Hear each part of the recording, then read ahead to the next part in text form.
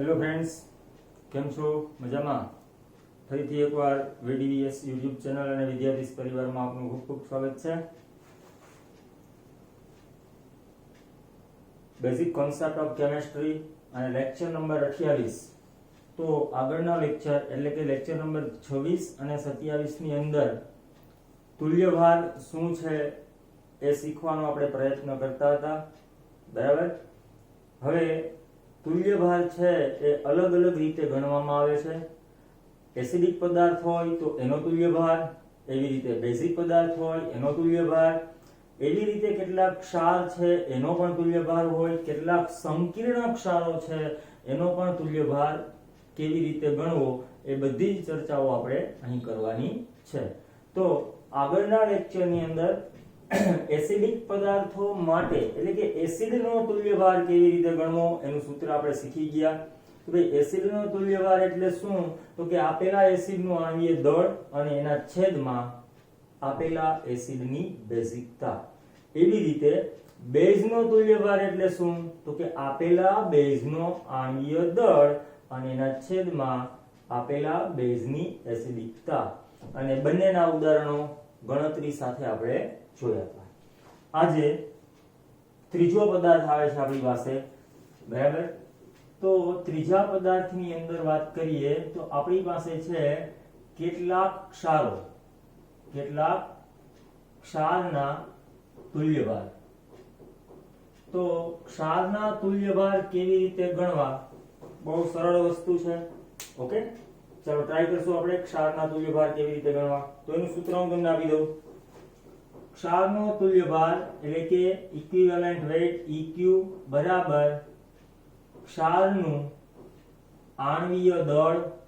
બરાબર. જે આપણા માટે દ્રાવ્ય પદાર્થ હોય તો આપણે એના માટે M2 લખી શકીએ છીએ. બરાબર. ક્ષારનું આણ્વીય દળ અને છેદમાં ઋણ આયન પરનો કુલ વીજભાર.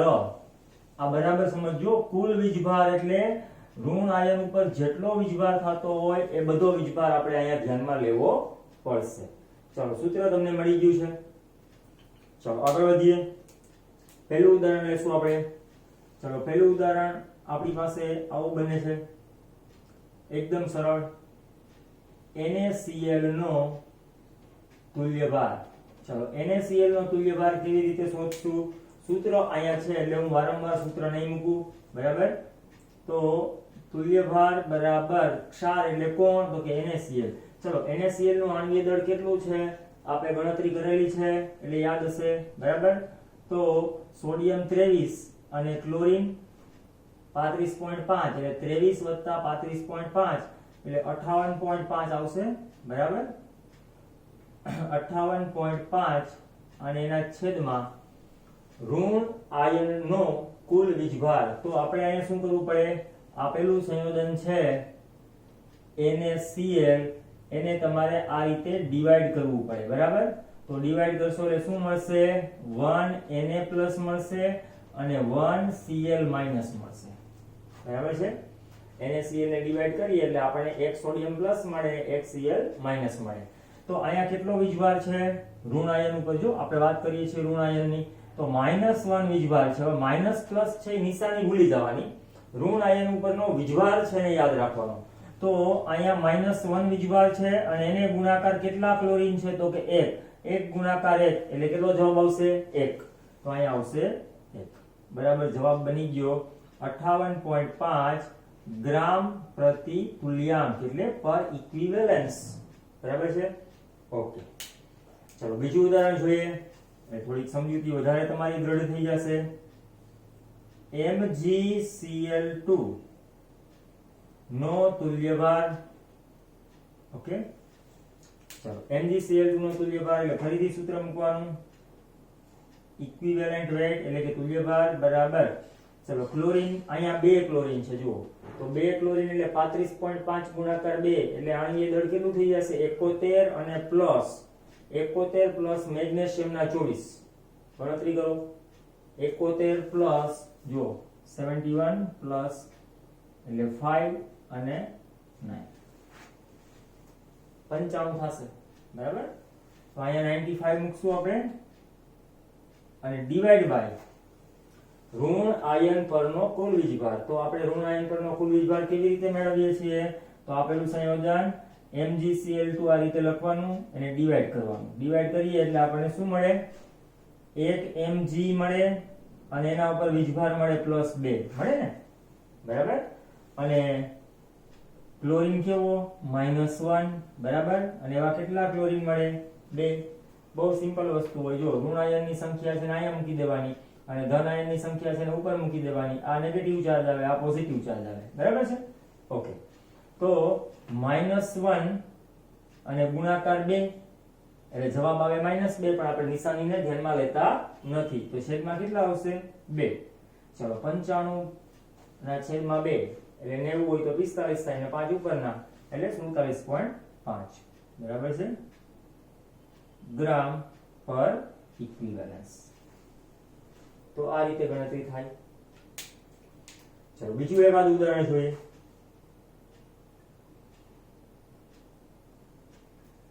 Al2SO4 થ્રાઇસ આવું છે. આનો તુલ્યભાર ગણવાનો છે. ચલો ફરીથી સૂત્ર મૂકીએ. ઇક્વિવેલન્ટ વેટ ઇક્વલ ટુ બરાબર. જુઓ આણ્વીય દળ ગણવાનું છે. તો એલ્યુમિનિયમ કેટલા છે? 2 એટલે 2 એલ્યુમિનિયમ એટલે 27 ગુણાકાર 2 એટલે 54 બરાબર. 2 એલ્યુમિનિયમ એટલે 54. પછી સલ્ફર કેટલા છે? 3. જુઓ છે 3 સલ્ફર થાય એટલે 32 ગુણાકાર 3 એટલે 96 બરાબર. પ્લસ ઓક્સિજન કેટલા છે? 4 અને એવું પાછું કેટલી વખત? 3 વખત બરાબર. તો એક ઓક્સિજન કેટલા થાય? 16 એવા 4 એટલે 64 કેટલી વખત? 3 વખત એટલે 64 64 અને 64 બરાબર. ચલો ગણતરી કરો. 1 2 3 અને 4 એટલે 16 16 ને 6 22 એટલે 2 કેટલા આવશે? 2 7 7 અને 9 16 16 ને 6 22 22 ને 6 28 28 ને 6 34 342 આવે જવાબ બરાબર. અહીંયા કેટલા મૂકશું આપણે?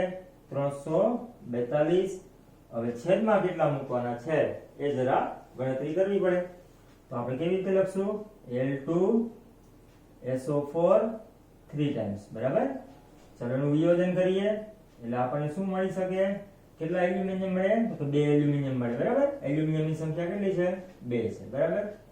અહીં મેગ્નેશિયમની સંખ્યા કેટલી હતી? 1 અને ક્લોરીનની કેટલી હતી? 2. વીજભાર કેવી રીતે આવ્યો હતો? તો કે વીજભાર અહીંયા હોય એ અહીંયા વીજભાર તરીકે આવે ને અહીંયા હોય એ અહીંયા વીજભાર તરીકે આવે. તો અહીંયા કેટલા છે? 3 એટલે Al+3 અને ઋણ આયન શું બને? SO4 -2 પણ એવા કેટલા? 3 બરાબર છે. ચાલો વીજભાર કેટલો છે? -2 એટલે 2 ગુણાકાર 3 બરાબર. અહીં જવાબ છેદમાં કેટલા મૂકશો? 6. ચાલો 342 ભાગાકાર 6 ગણતરી કરો ફટાફટ ઝડપથી. 342 ભાગાકાર 6 એટલે જવાબ આવી જશે 57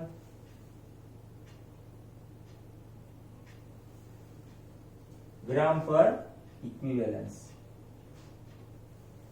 બહુ સરળતાથી આવડી જશે. ઓકે, ચલો હવે બીજા કેટલાક અન્ય ઉદાહરણો છે એની પણ ચર્ચા કરી લઈએ.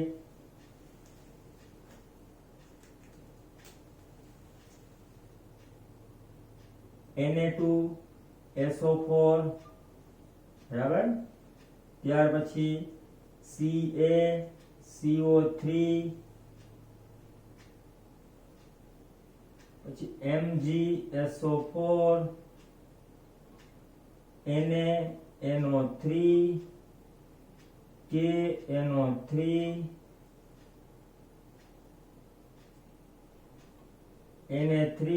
Na3PO4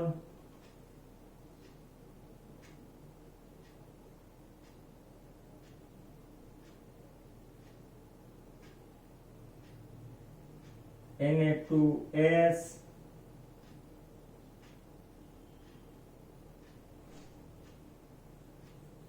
Mg3N2 okay. તો આટલા પદાર્થો છે તમારી પાસે અને આ બધા જ પદાર્થો છે એના તુલ્યભાર તમારે ગણવાના છે। આ બધા હોમવર્કમાં છે। આમાંથી આ છેલ્લું ઉદાહરણ તુલ્યભાર શોધો અને આ છે તમારા માટે ક્વેશ્ચન ઓફ ધ ડે।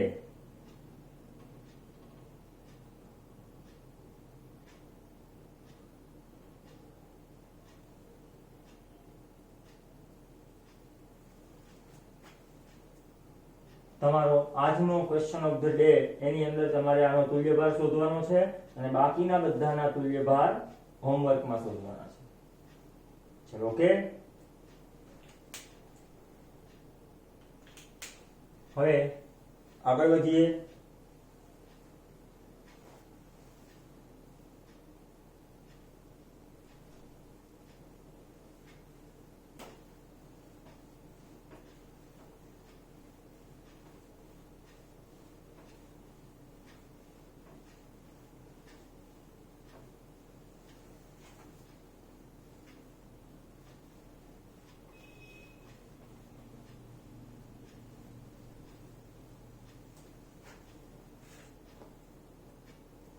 ચલો એના પછીનો આપણો મુદ્દો છે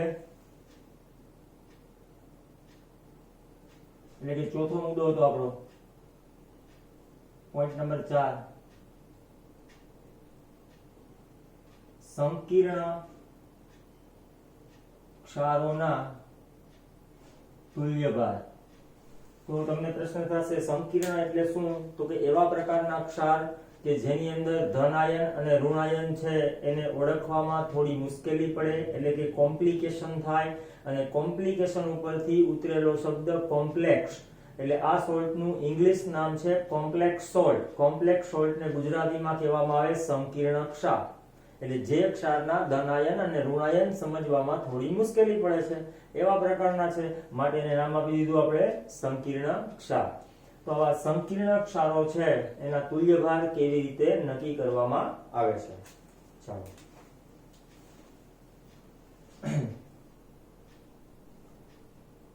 સૂત્ર મૂકશું તુલ્યભાર બરાબર સંકીર્ણ ક્ષારનું આણ્વીય દળ અને એના છેદમાં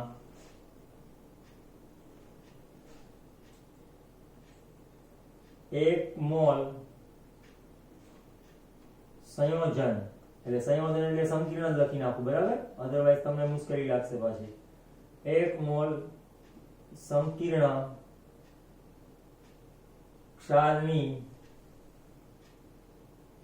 પ્રક્રિયા દરમિયાન ફેરફાર થતા ઇલેક્ટ્રોનની સંખ્યા બરાબર। ઓકે એટલે સંકીર્ણ ક્ષાર કેટલો લેવાનો હોય? 1 મોલ। 1 મોલ સંકીર્ણ ક્ષારની પ્રક્રિયા દરમિયાન ફેરફાર થતા ઇલેક્ટ્રોનની સંખ્યા। ચલો ઓકે અહીંયા બે ત્રણ ઉદાહરણ તમારી સામે મૂકીશ બરાબર। પહેલું ઉદાહરણ લઈ લઈએ આપણે। તો આ પહેલા ઉદાહરણની અંદર માધ્યમના આધારે ફેરફાર રહેશે એટલે હવે આ જે મુદ્દો છે સંકીર્ણ ક્ષારોના તુલ્યભાર એ તમારા માટે વેરી વેરી મોસ્ટ આઈએમપી ગણાશે। બહુ ધ્યાનથી સમજવાનો પ્રયત્ન કરજો। ચલો ટ્રાય કરીએ છીએ। KMnO4 નો તુલ્યભાર, પરંતુ KMnO4 નો તુલ્યભાર તમે ડાયરેક્ટ ગણી શકતા નથી, એના માટે તમને માધ્યમ આપવું પડે।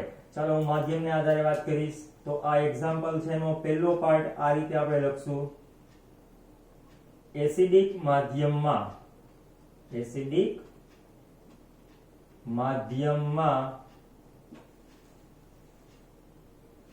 KMnO4 નો તુલ્યભાર। તો તમારે એસિડિક માધ્યમમાં KMnO4 ની પ્રક્રિયા પહેલા લખવી પડશે। તો એસિડિક માધ્યમમાં પ્રક્રિયા કેવી રીતે થાય? તો પ્રક્રિયા નામ લખી શકાય, જુઓ KMnO4 બરાબર. માધ્યમ કયું છે? એસિડિક. એસિડિક માધ્યમ એટલે એનું સાઇન બને છે H+. અને H+ ની હાજરીમાં એ આપણને આપે છે શું? તો કે Mn+2. આ તમારે યાદ રાખવું પડશે બરાબર. આ બધી વસ્તુ તમારે યાદ રાખવાની થાય. હવે અહીંયા Mn છે એનો ઓક્સિડેશન આંક કેટલો? તો કે +2. આ ઓક્સિડેશન આંક શું છે અને કેવી રીતે શોધવામાં આવે છે એ બધી વસ્તુ આના પછીના ચેપ્ટર એટલે કે રેડોક્સ ચેપ્ટર ની અંદર આપણે ભણાવશું ડિટેલ ની અંદર. અત્યારે એ વસ્તુ ડિટેલમાં ભણી શકાય નહીં. એટલા માટે તમારે આ વસ્તુને અત્યારે યાદ રાખી લેવાની, જે પાછળ જતા તમને ક્લિયર થઈ જશે. ઓકે. અને અહીંયા મેંગેનીઝ છે એનો ઓક્સિડેશન આંક છે +7.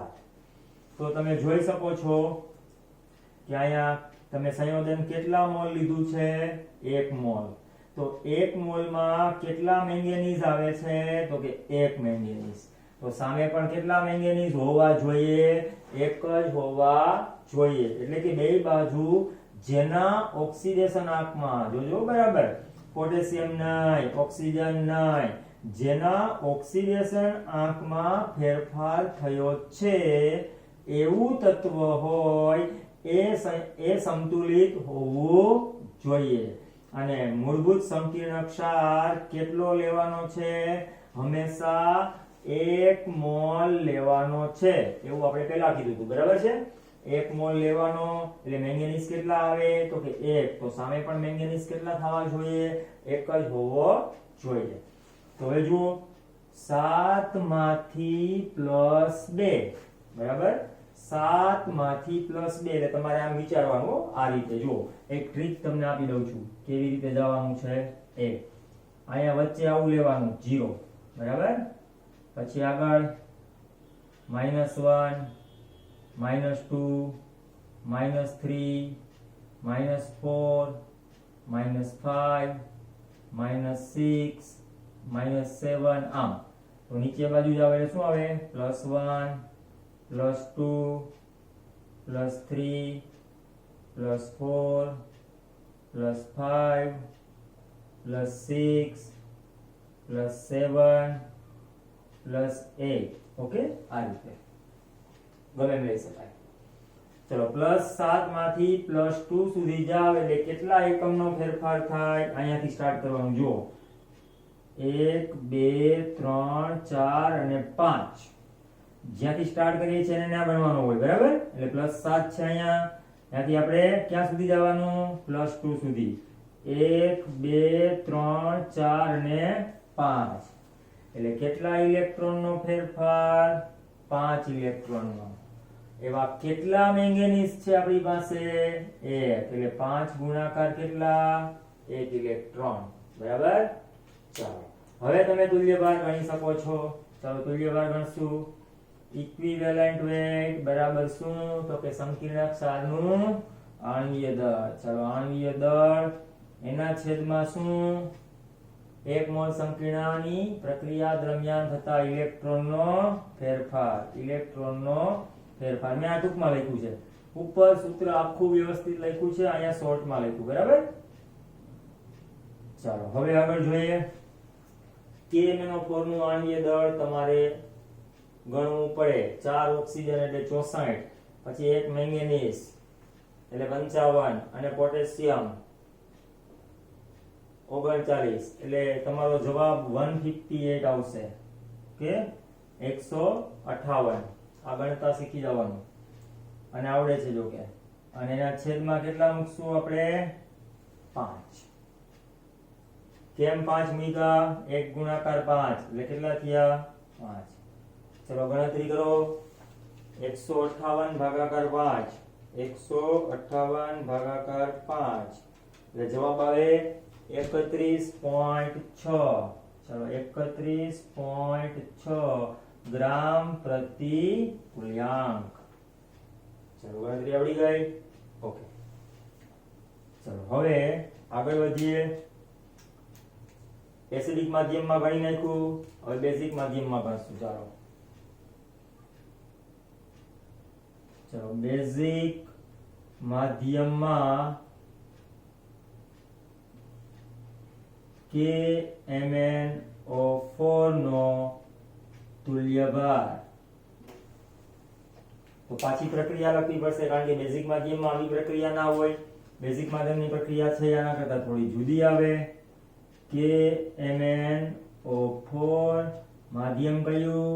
બેઝિક. બેઝિક માધ્યમ એટલે OH- ની હાજરી. અને Mn નું ઓક્સિડેશન સ્ટેટ થાય Mn+4.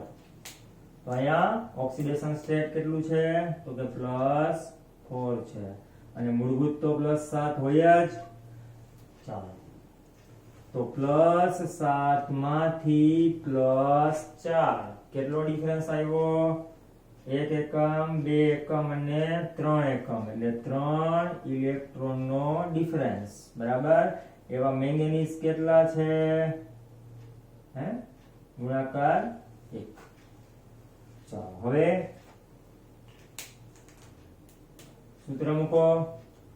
તુલ્યભાર બરાબર આણ્વીય દળના છેદમાં ઇલેક્ટ્રોનનો ફેરફાર. ઓકે. ચલો આણ્વીય દળ કેટલું છે? તો કે 158 ગણી નાખ્યું હતું હમણાં. છેદમાં ઇલેક્ટ્રોનનો ફેરફાર કેટલો? તો કે 3. ચલો 158 ભાગાકાર 3. 158 ભાગાકાર 3 બરાબર 52.66 જવાબ આવ્યો. 52.66 ગ્રામ પ્રતિ તુલ્યાંક. ચલો ઓકે. ચલો અહીંયા સુધી કઈ મુશ્કેલી છે નથી. બરાબર. ચલો ત્યાર પછી આગળ વધીએ. એટલે કે KMnO4 નો તુલ્યભાર ત્રીજી રીતે. આ બેઝિક માધ્યમ એ બીજી રીત હતી, એસિડિક માધ્યમ પહેલી રીત હતી. હવે તટસ્થ માધ્યમની વાત કરશું. બરાબર છે. ચાલો એટલે ત્રીજી મેથડ આવી આપણા માટે.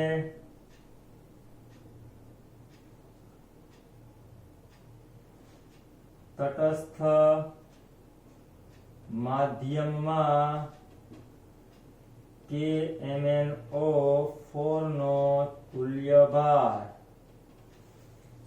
તટસ્થ માધ્યમમાં જોઈએ છીએ તો પાછી રાસાયણિક પ્રક્રિયા લખવી પડશે.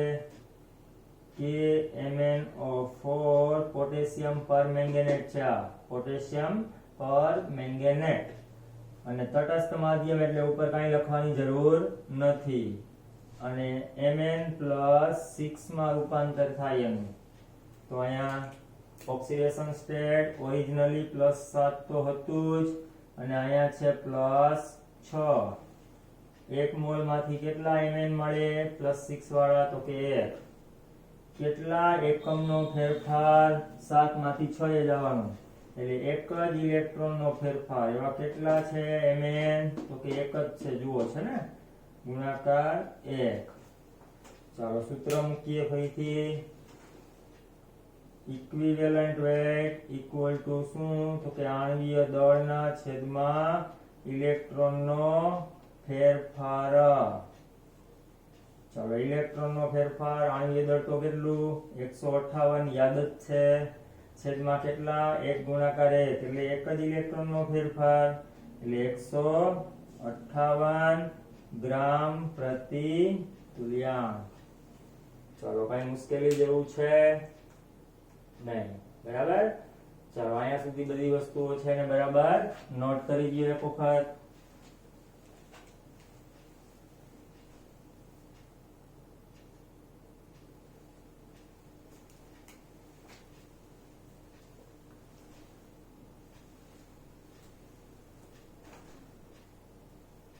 ચાલો હવે ત્યાર પછી એક બીજું ઉદાહરણ લઈએ છીએ આપણે.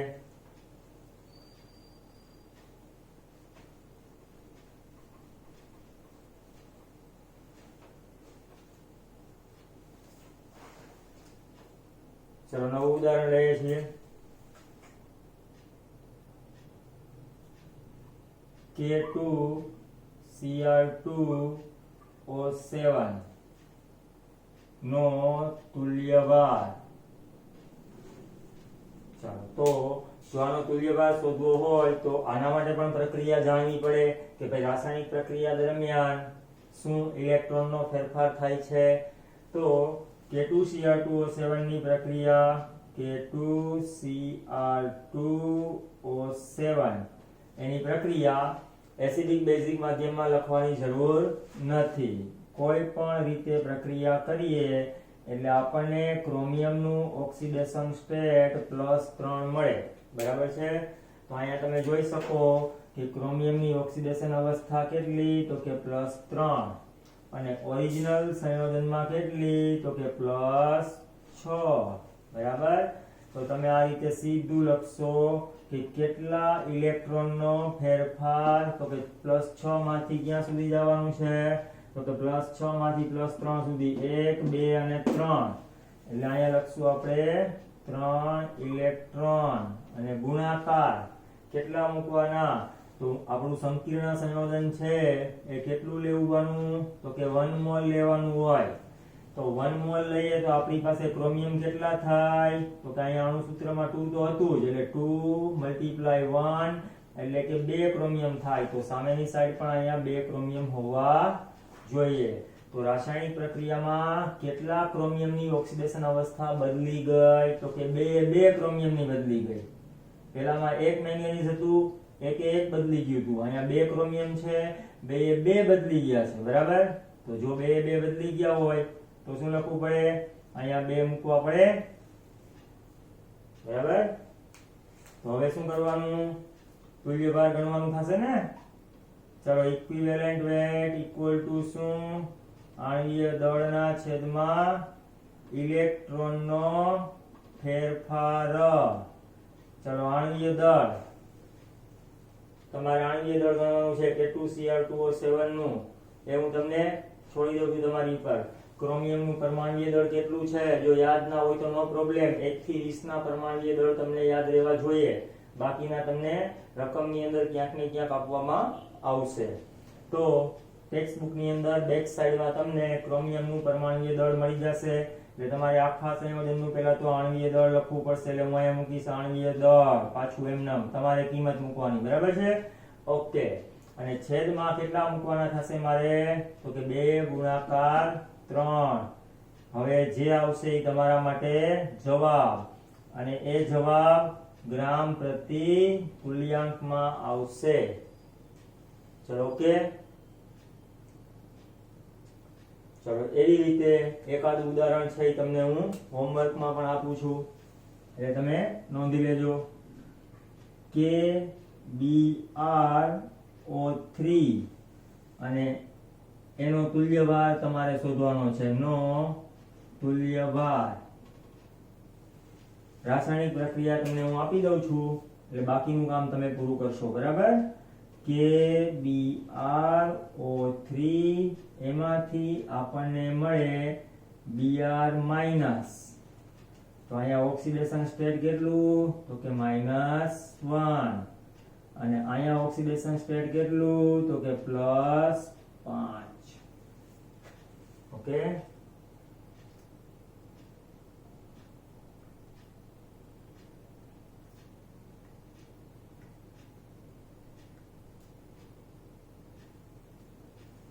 ચલો, રેડી? તો આ એક તમારે હોમવર્ક ની અંદર ગણવાનું છે આનો તુલ્યભાર. અહીંયા +5 માંથી -1 થાય છે. તો આ પ્રમાણે તમારે એનો ચેન્જ સમજી લેવાનો થશે, કેટલા એકમનો ચેન્જીસ આવે છે. બરાબર? એ રીતે. અને આ હોમવર્કમાં તમારે ગણવાનું છે. તો આ રીતે અન્ય પણ સંકીર્ણ ક્ષારો હોય છે, પણ આ ચેપ્ટર માટે આપણને આટલા સફિશિયન્ટ છે. જ્યારે રેડોક્સ ચેપ્ટરમાં જાશું ત્યારે આ બધી વસ્તુને બહુ વિગતે ભણવાનો પ્રયત્ન કરશું. આ ચેપ્ટર માટે આટલું સફિશિયન્ટ ગણી શકાય. તો અહીંયા તુલ્યભાર છે એનો ટોપિક છે એ આપણો પૂર્ણ થઈ જાય છે. એટલે હવે તમને દરેક પ્રકારના સંયોજનો, એસિડ હોય, પછી બેઝ હોય, ક્ષાર હોય કે પછી સંકીર્ણ ક્ષાર હોય, એમના તુલ્યભારની ગણતરી કરતા આવડી ગઈ છે. તો હવે તુલ્યભારનો ઉપયોગ કરી અને આપણે મૂળભૂત આપણો જે મુદ્દો હતો એ હતો સાંદ્રતા, અને સાંદ્રતાના એકમોની જે વાત કરતા હતા એ સાંદ્રતાના એકમોનો પહેલો એકમ એટલે કે નોર્માલિટી. એ નોર્માલિટી તરફ આપણે આગળ વધશું આવતા લેક્ચરની અંદર. ચાલો, આ લેક્ચરને અહીંયા સમાપ્ત કરી દઈશું.